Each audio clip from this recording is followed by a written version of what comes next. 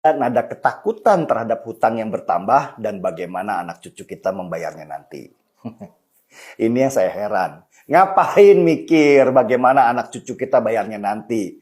Lah kita sekarang aja adalah hasil hutang masa lalu. Hutang Soekarno, hutang Soeharto, hutang Habibie, dan hutang presiden-presiden sebelumnya. Apakah kita merasa susah harus memikirkan hutang negara yang sebelum-sebelumnya? Enggak kan? Kita malah menikmati hasil pembangunan dari hutang presiden sebelumnya. Bukan sibuk memikirkan bagaimana bayar hutang. Kalau nggak pakai hutang untuk membangun Indonesia, bagaimana kita bisa membangun negara? Wong negara ini dulu nggak punya duit sejak kemerdekaan. Ya memang tanah air kita kaya raya. Tapi bagaimana mengelolanya dengan benar kalau kita nggak hutang ke negara lain? Anggap gini deh, kita ini sekarang punya sebidang tanah yang subur. Ditanamin singkong oke, ditanamin buah juga oke. Dan kita hanya punya dua pilihan mengelola tanah kita, yaitu dengan cara tradisional dan cara modern. Cara tradisional ya pakai tangan. Kita tanam sendiri bibitnya, kita siramin tiap hari dan menunggu supaya dia tumbuh. Kalau sudah menghasilkan, barulah dijual ke orang. Itu juga kalau panennya bagus, nggak kena hama tanaman. Tapi berapa hasilnya kalau kita manual begitu? Sedikit banget. Hanya cukup untuk makan sehari-hari. Bahkan kalau panen rusak atau hujan juga nggak turun, kita malah nggak bisa makan berbulan-bulan.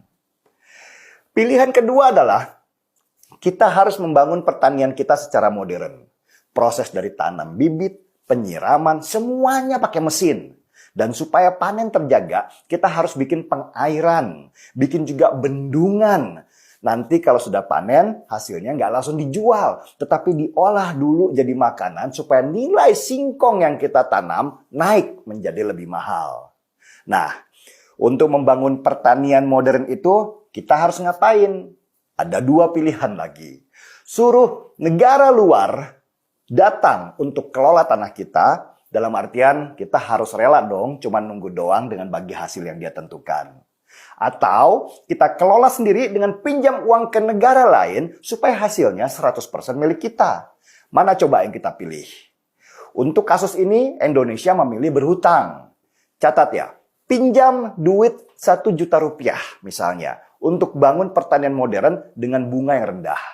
Ketika kita dapat pinjaman, berarti kita mendapatkan kepercayaan.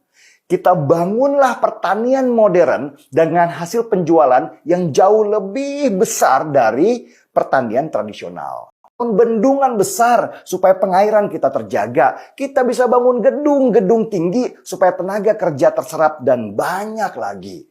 Semua mulainya dari hutang dan gak ada masalah sejak lama. Soekarno berhutang 56 triliunan rupiah. Soeharto berhutang 500 triliun rupiah. B.J. Habibie berhutang sekitar 900 triliun rupiah. Dan hutang kita dari presiden-presiden dulu sudah lebih dari 1000 triliun rupiah. SBY tambah hutang lagi sampai menjadi hampir 3000 triliun rupiah.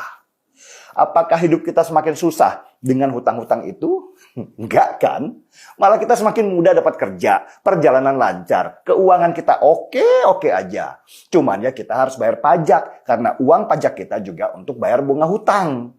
Wajar dong, kita nikmatin semua fasilitas yang dibangun juga dari hutang.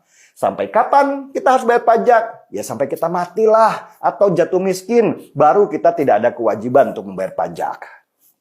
Oke. Pertanyaan berikut, apa nggak takut satu waktu kita nggak bisa bayar hutang? Ya enggak lah, kan semua sudah dihitung. Gini cara ngitungnya.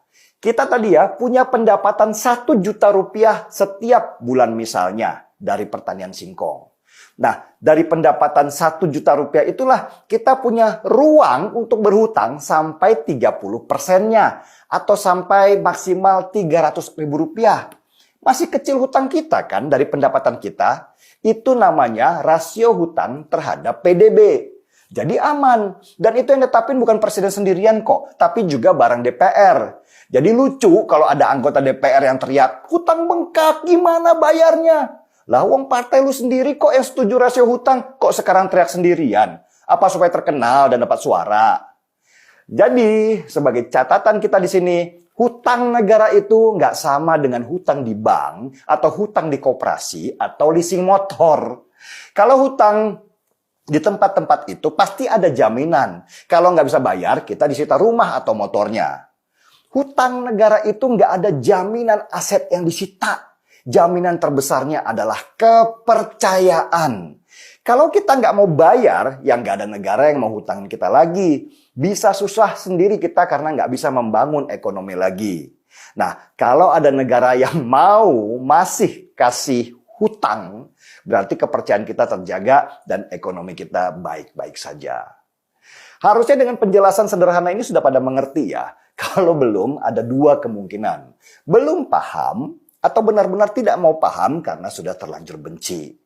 Untuk yang bencinya sudah langit ketujuh, ya nggak ada yang bisa dilakukan. Kita tinggal ngopi aja, tinggalkan saja dia. Siapa tahu nanti anak cucunya yang nerangin ke kakeknya yang tinggal di kursi roda karena Mandalika. Ini sudah hampir 29 tahun ini kita bicarakan. Urusannya nggak selesai-selesai.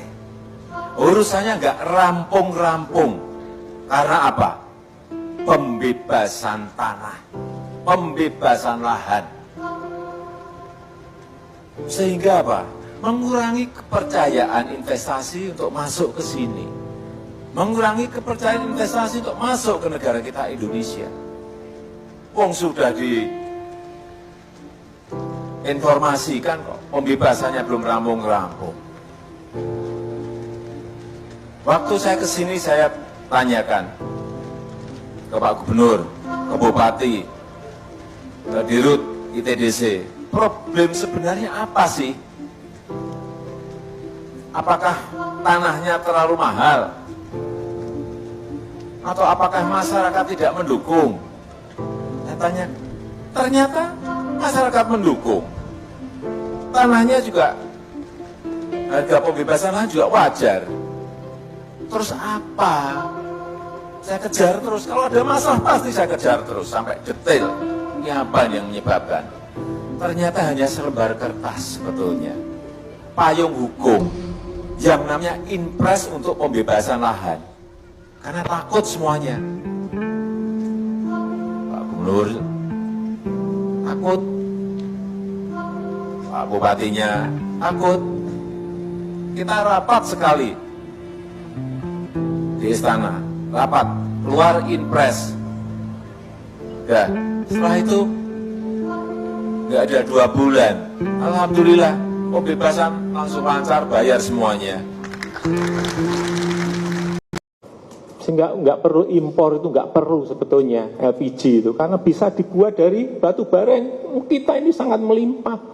Nah kok kita impor? Nah ini yang senang impor ini yang bukan saya cari, udah ketemulah siapa yang senang impor, udah ngerti saya.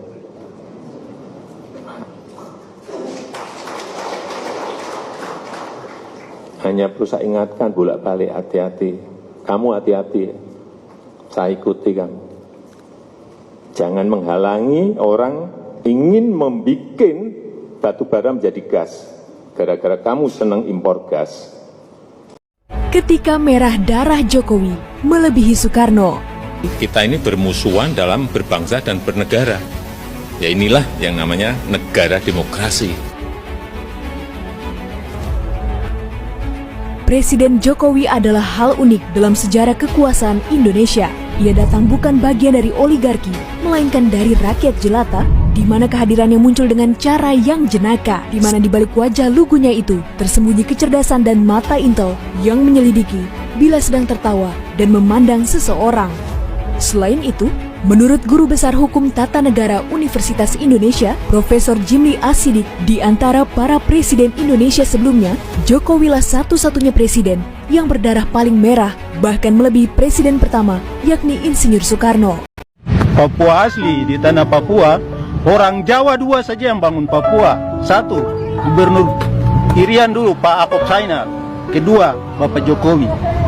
Itu dan harus orang Papua catat bahwa orang Jawa yang perhatian dengan orang Papua adalah Pak Akob Sainal dan Bapak Jokowi. Bapak Jokowi bisa datang duduk makan dengan orang Papua. Mulai dari Presiden Soeharto sampai sekarang, hanya Bapak Jokowi yang bisa lihat orang Papua. Walaupun Papua ini terkenal dengan kekayaan alam yang tinggi, tapi presiden yang lain tidak pernah datang.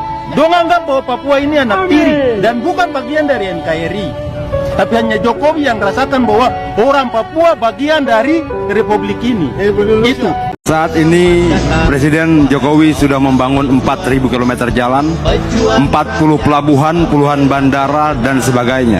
Jalan itu dibangun tidak untuk jalan, pelabuhan dibangun tidak untuk pelabuhan, bandara dibangun tidak untuk bandara. Semua dibangun untuk meningkatkan pertanian, perkebunan, industri, wisata, dan semuanya berarti lapangan kerja buat kita semua.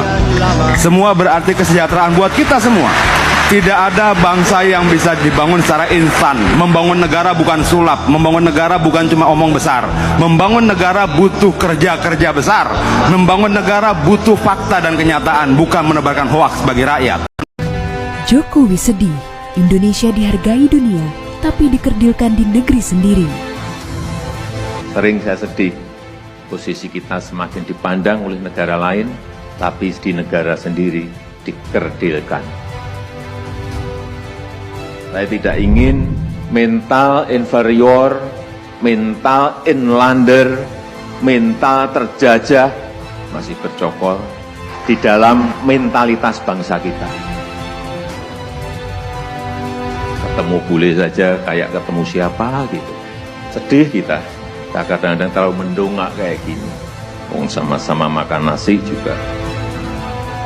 Presiden Joko Widodo memastikan ibu kota negara yang baru nantinya akan berlokasi di Pulau Kalimantan. Panik gak? Panik gak? Panik gak? Panik lah, masa enggak? Kenapa di Kaltim? Satu, risiko bencana minimal. Baik bencana banjir, gempa bumi, tsunami, kebakaran hutan, gunung berapi, dan tanah longsor. Yang kedua, lokasinya yang strategis, berada di tengah-tengah Indonesia. Kalau berbicara itu mestinya pakai angka-angka. Kalau hanya menyorot seperti itu sulit ya kita berbicara tanpa angka-angka. Kemudian masalah hutang, pada saat kita dilantik, hutang itu berada pada posisi 2.700 triliun. Bunganya kurang lebih 250-an triliun per tahun. Ya dihitung aja angkanya. Yang paling penting menurut saya, hutang pinjaman itu harus dipakai untuk hal-hal yang produktif, yang memberikan revenue, yang memberikan income, yang memberikan return kepada negara. Manfaatnya harus ada. Jangan pinjaman itu dipakai untuk hal-hal yang konsumtif. Misalnya subsidi BBM itu yang tidak boleh. Oleh-oleh Jokowi dari luar negeri cek. 1. Untuk pertama kalinya mendapatkan kepercayaan presidensi G20 untuk tahun 2022. 2. Investor Inggris siap tanamkan 9,29 miliar US dollar ke Indonesia di bidang ekonomi hijau. 3. Hasilkan komitmen bisnis dan investasi 32,7 miliar US dollar. Top banget! Sahabat Kompas.com, jutaan orang di seluruh Eropa terancam tak mampu membayar biaya gas dan listrik. Hal ini diakibatkan karena Eropa sedang dilanda kelangkaan energi yang berdampak pada lonjakan harga. Sebuah penelitian baru menemukan bahwa hampir 80 juta rumah tangga di seluruh Eropa mengalami kesulitan untuk mendapat pasokan listrik dan gas.